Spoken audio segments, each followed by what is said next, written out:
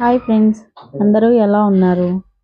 ఈరోజు మనం carrot fry ఏ విధంగా చేసుకుంటే బాగుంటుందో, పిల్లలకి నచ్చుతుందో ఆ విధంగా మనం సింపుల్ అండ్ టేస్టీగా కూడా చేసుకోవచ్చు.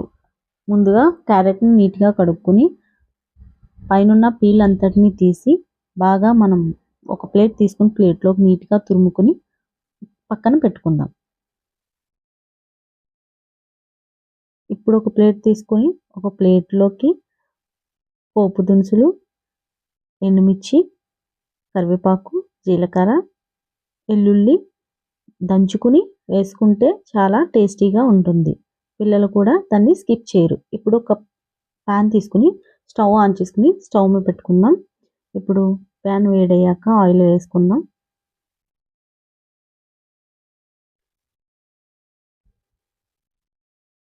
ఇప్పుడు అందులోకి మనం ముందుగా తీసుకుని పెట్టుకున్న పోపు దినుసులు వేసుకుని వేయించుకుందాం.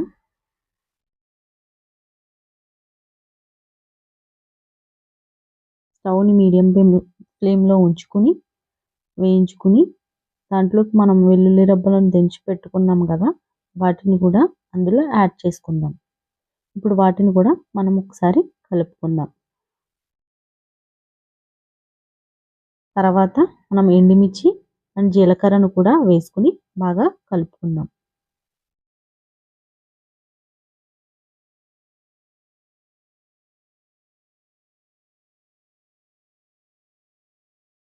ఇందులోనే కరివేపాకును కూడా వేసుకుని మనం కలుపుకుని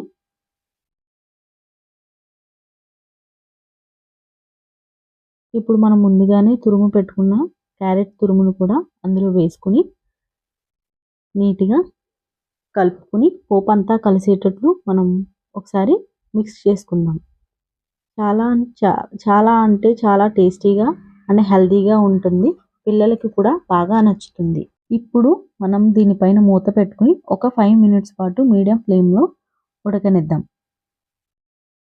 5 మినిట్స్ తర్వాత మూత తీసి మళ్ళీ ఇంకొకసారి బాగా మనం మిక్స్ చేసుకుందాం. బాగా కలుపుకుని మనం మూత పెట్టుకుందాం. ఇప్పుడు మూత తీసి ఒక చిటికెడు పసుపు, ఒక టీ స్పూన్ సాల్ట్ వేసుకుని బాగా మిక్స్ చేసుకుందాం. బాగా కలుపుకుని ఒక 5 మినిట్స్ పాటు మూత పెట్టుకుని మనం తీసి చూస్తే చూడండి ఎంతో టేస్టీ అండ్ హెల్తీ అయినటువంటి క్యారెట్ ఫ్రై రెడీ అయిపోతుంది.